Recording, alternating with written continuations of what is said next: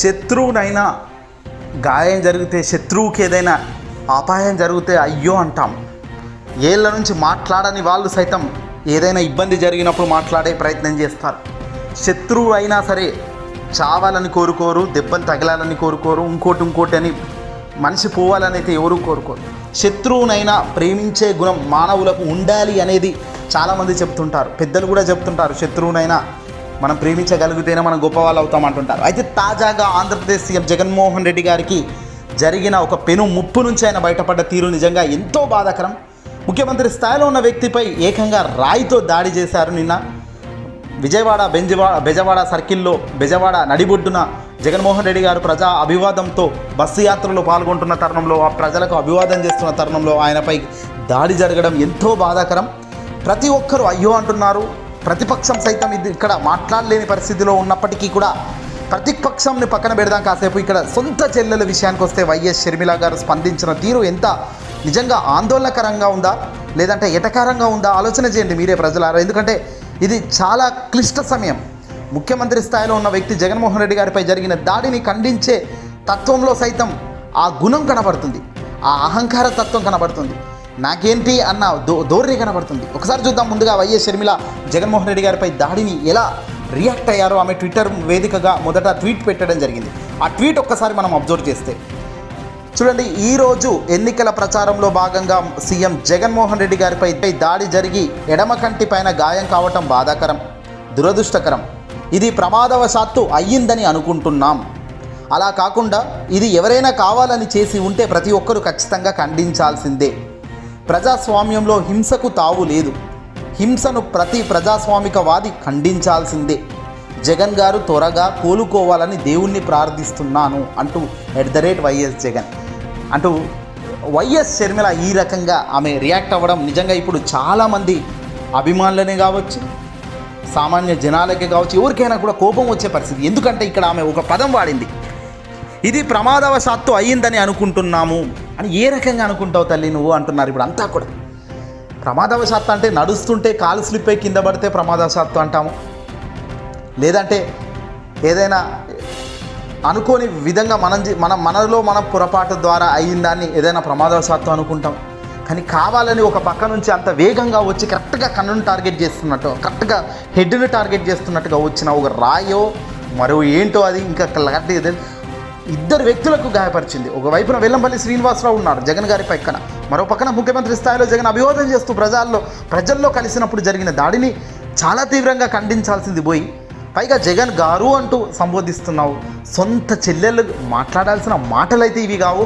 అన్నగా జగన్మోహన్ రెడ్డి గారికి అండగా లేకపోయినప్పటికీ రాజకీయ నిర్ణయాల్లో నువ్వు వేరే ఉండొచ్చు, నీ ఆలోచనలు వేరే ఉండొచ్చు, వేరే ఇతర ఏ కారణాలతోనైనా నువ్వు రాజకీయంగా కక్ష సాధింపుతో నువ్వు ఏదైనా చేసుకో. కానీ ఒక దాడి జరిగినప్పుడు, ఒక బాధాకరమైన అంశం ఉన్నప్పుడు శత్రువునైనా అయ్యో అంటాం. నీకు అయ్యో అనిపించకుండా ఇది ప్రమాదవశాత్తు అయిందని అనుకుంటున్నాం అనడం పట్ల చాలామంది దీన్ని స్వీకరించడం లేదు. పైగా షర్మిలపై గురిపెట్టి డైరెక్ట్గా చాలామంది విమర్శిస్తున్నారు.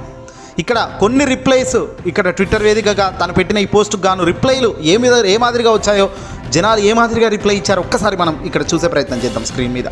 ముందుగా వైఎస్ షర్మిల గారు పెట్టిన పోస్టుకు గాను రిప్లైస్ ఒక్కసారి మనం చూస్తే కనుక ఇక్కడ ఒక వ్యక్తి పెట్టాడు రిప్లైయింగ్ టు రియల్లీ తన షర్మిల గారి ఖాతాకు రిప్లైలు పెడుతూ, గారు నా ప్రమాదవశాత్తు జరిగింది అనుకుంటున్నావా, శత్రువులు కూడా నీలాగా ఇలా మాట్లాడరు అని ఒక వ్యక్తి కామెంట్ పెడితే, మరొకరు సాయిరెడ్డి అని ఇక్కడ కామెంట్లో, వాళ్ళ పేర్లు ఎందుకు లేండి నార్మల్గా చెప్తాను, ప్రమాదవశాత్తు రాళ్ళు కూడా తగులుతాయా షర్మిల అని ఒకరు పెడతారు. మరింకొకరు, ప్రమాదవశాత్తు అయితే నడుస్తుంటే కాలికి తగిలితే అది ప్రమాదవశాత్తు అవుతుంది, ఎక్కడి నుంచో దానంతట అది ఎగురుకుంటూ రాదక్క, కొంచెమైనా సిగ్గు శరం ఉందా అక్క నీకు, ఎవడికి కావాలనే బోడి ట్వీట్, తూ నా ఎదురుగారా పెద్ద రాయినే ముఖాన వేస్తా అప్పుడు తెలుస్తుంది నీకు అంటూ ఇది చాలా ఉద్వేగభరితమైన కామెంట్ చేశారు ఒక వ్యక్తి. అలాంటి దారుణంగా కూడా తిట్టబోకండి. పాపం ఏ వ్యక్తినైనా తప్పు తెలుసుకునేటట్టు ఉండాలి తప్ప మనం వాళ్ళను హింసాత్మక రూపంలో మనం తిట్టడం కూడా కరెక్ట్ కాదండి. ఇక నాడు నేడు అంటూ తెలుగుదేశం పార్టీకి సంబంధించిన ఎవడు దాన్ని ట్యాగ్ చేయడం కూడా జరిగింది.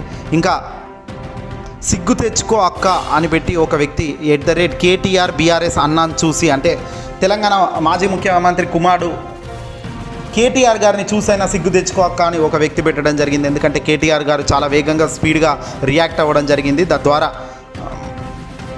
తనని చూసైనా నేర్చుకో అని ఒక వ్యక్తి పెట్టడం జరిగింది. ఇక జనసేనకు సంబంధించిన ఒక అభ్యర్థి ఏకంగా డ్రామా అని పెట్టాడు కొటేషన్. నిజంగా ఈ మనిషికి కొంచెమైనా బుద్ధి ఉందో? ఎందుకంటే డ్రామా చేసే వ్యక్తి ఎవడైనా హాని చేసుకునే దానికి చూసుకుంటారా? ఏకంగా అది కన్నుకు తాకితే, అది ఇంకో దానికి తాకితే మనిషి ప్రాణాలు పోతాయి కదయ్యా. దీన్ని డ్రామా అని ఏ రకంగా అంటారు? చంద్రబాబు మాదిరిగా డ్రామాలు చేసే వ్యక్తి కాదు కదా జగన్.